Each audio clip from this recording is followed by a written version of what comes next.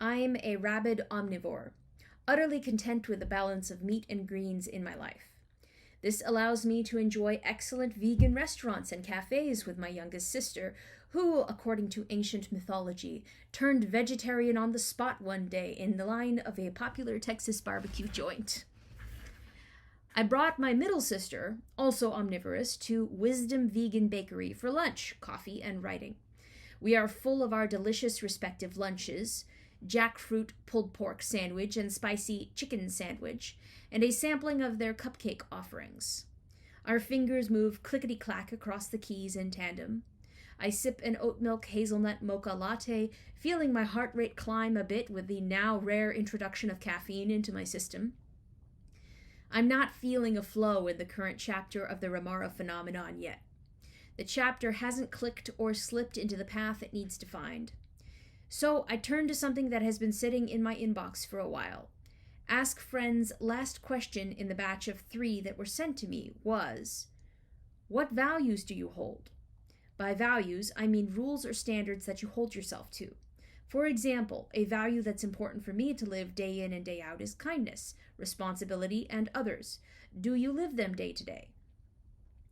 The answer to this one has not come as easily as others because my values are not all helpful to me.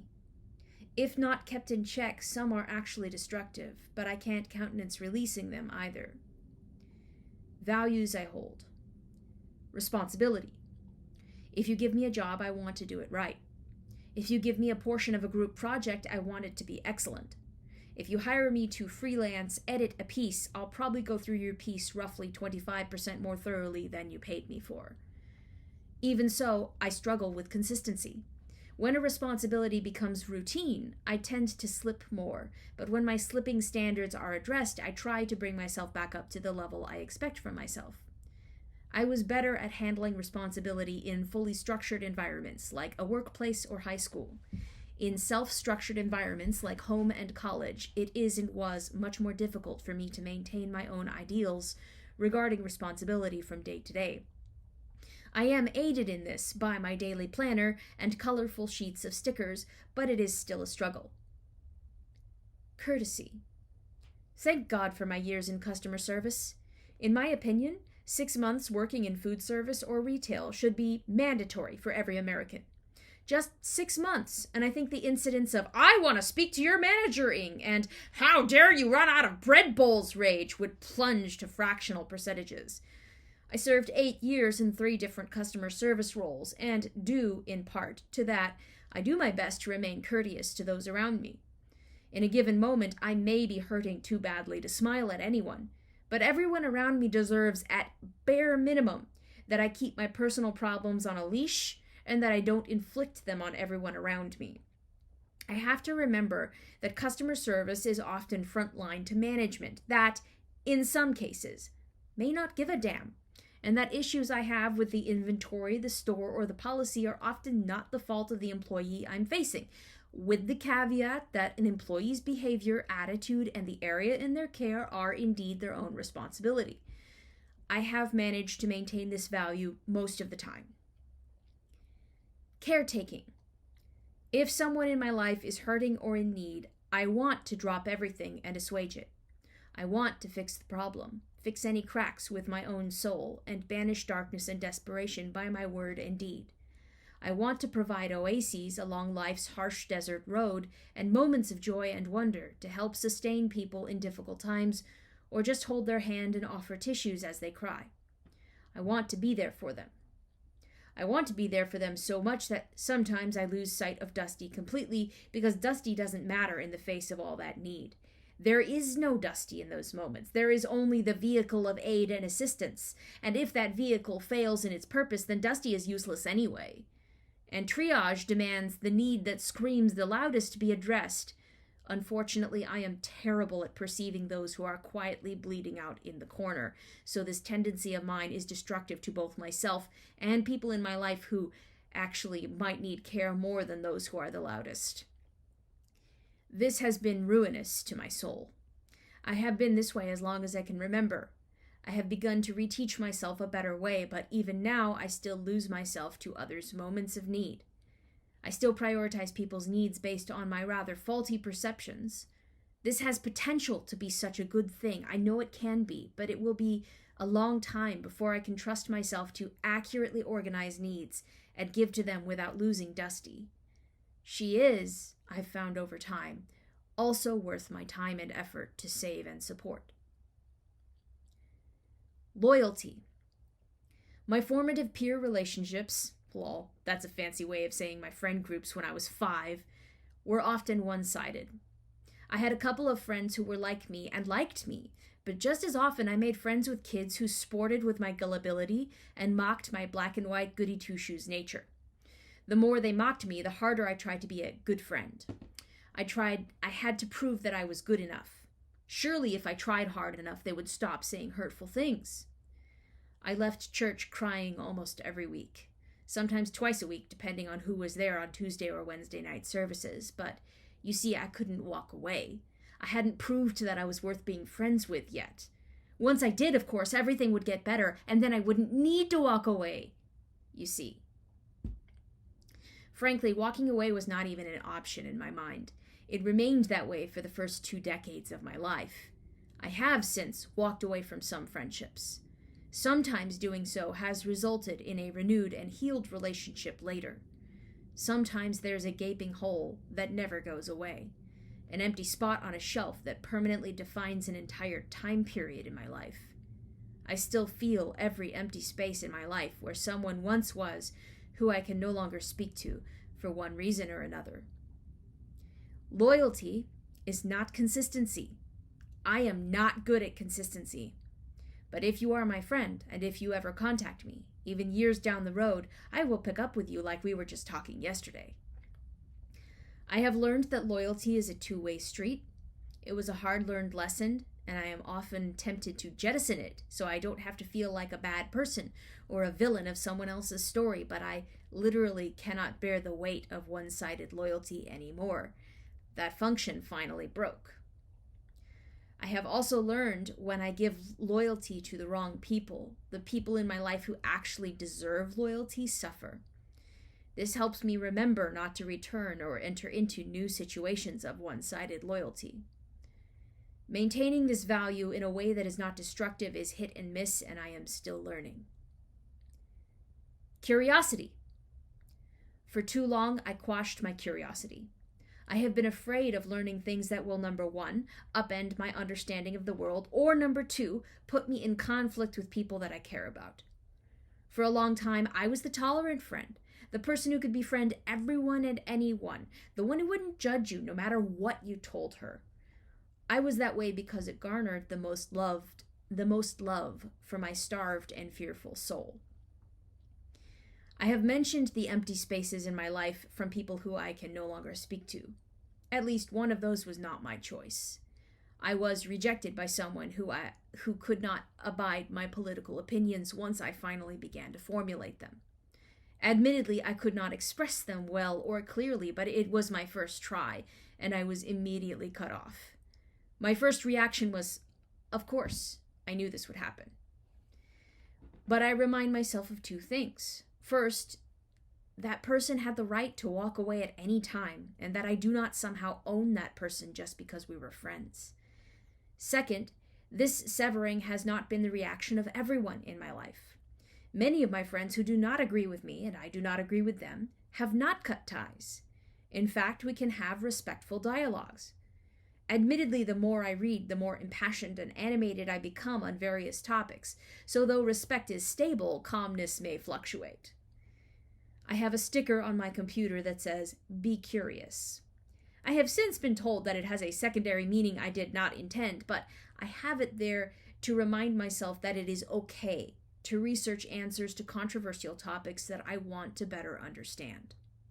It is okay to chase the truth and come to conclusions that may alienate me from people. It will always hurt if that happens, but it will hurt more to keep myself in ignorance for the sake of preserving relationships. If I do that, I'm living a half-life in order to keep relationships. And then am I really offering any person the best of myself? By living that way, I refuse the other party a proper decision regarding the type of person they want as a friend by withholding parts of myself. I look back at my past pursuit of non-controversialness and I see how I made myself a vague, waffling, and wretchedly ignorant figure. No more. I struggle with consistency here. I am still afraid of losing people or of experiencing any conflict with people. However, I am working on confronting this fear. I am engaging with difficult pieces of media on incredibly divisive topics. I am practicing stating my opinion when I feel like it really matters. I will try to let people see who I am and allow them enough information to decide whether I am a person they really want to connect with or not. Less than that is desperate dishonesty by omission. Standards I hold myself to. Strict rein on the tongue. A wise little Disney rabbit once said, "If you can't say something nice, don't say nothing at all." What that means in my life is that if I'm angry at someone who is in front of me, I lockjaw. I have said many times that being friends with another person is like handing them a bunch of knives and trusting that person to kindly never stick them in my back. Allow me to elaborate. In my life, many people come up to me and tell me things they say they've never told anyone. They tell me their fears and their hopes and all sorts of intimate things. I love being that person you can come to, but it's a huge responsibility, partly because when I am angry, I have all the knives you ever gave me at my disposal. I could, with one sentence, cut you so deep that the relationship would never recover. In that angry moment, I want to stab you in your weakest place, and in that moment, it would be completely intentional, and my words would be true. In the next moment, I would be utterly horrified, but that's too late, isn't it? Damage done. If I have any sense that what I say might be destructive, I try to walk away from the situation. I value relationships, and there is surely a better way to say this that I will figure out later when I am not steaming out my ears. Do I vent to others about my anger when I need to? Absolutely. But if I can possibly find a better way of confronting the person I am upset with, I choose silence first and carefully collected words later.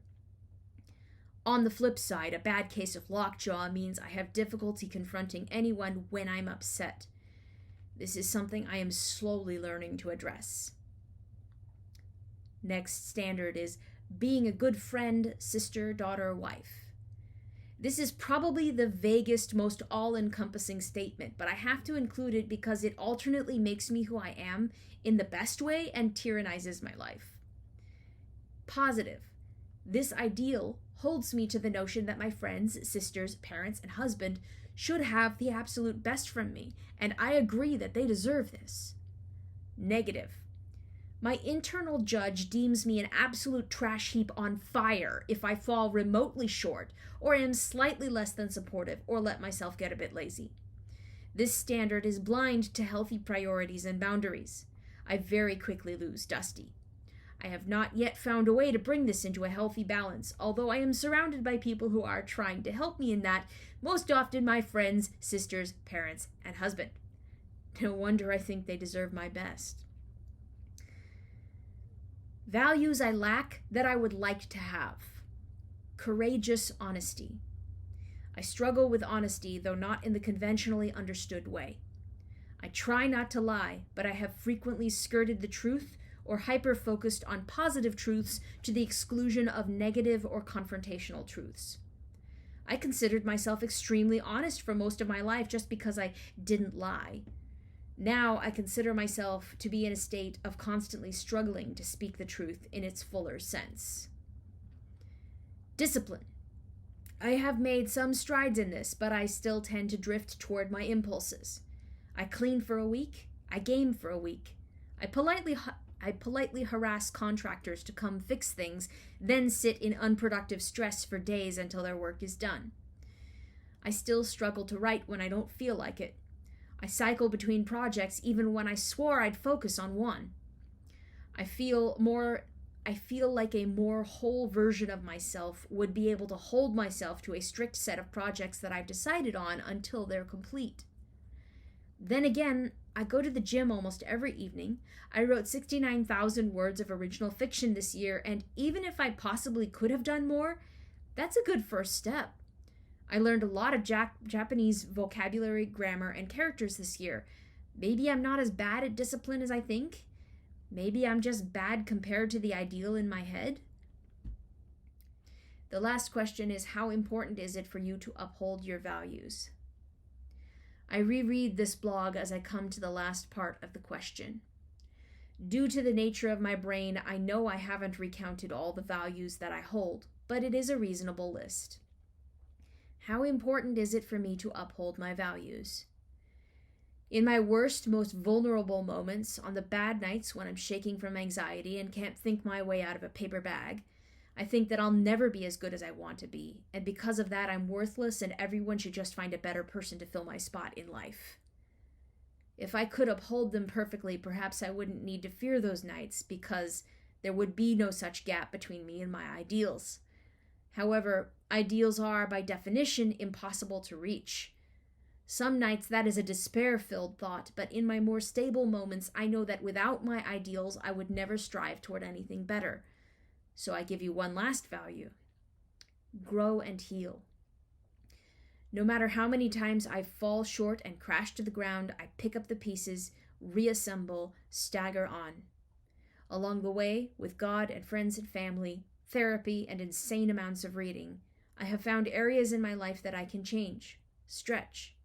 Places in my life that I thought were too broken to ever recover are now areas of great strength. I have the joy of looking forward to more broken areas healing in such a way, and a newfound trust that that will happen. I take opportunities for growth, even if it requires drastic change, once I assess the opportunity and find it to be good. I try not to shrink back from the pain of growth and healing, instead coping with it and riding it out for the grand rewards. Upholding my values is important enough for me to cut away the unhealthy and dysfunctional parts of myself, so that I can heal and grow into a person who is just a little bit closer to those values and ideals. Happy New Year.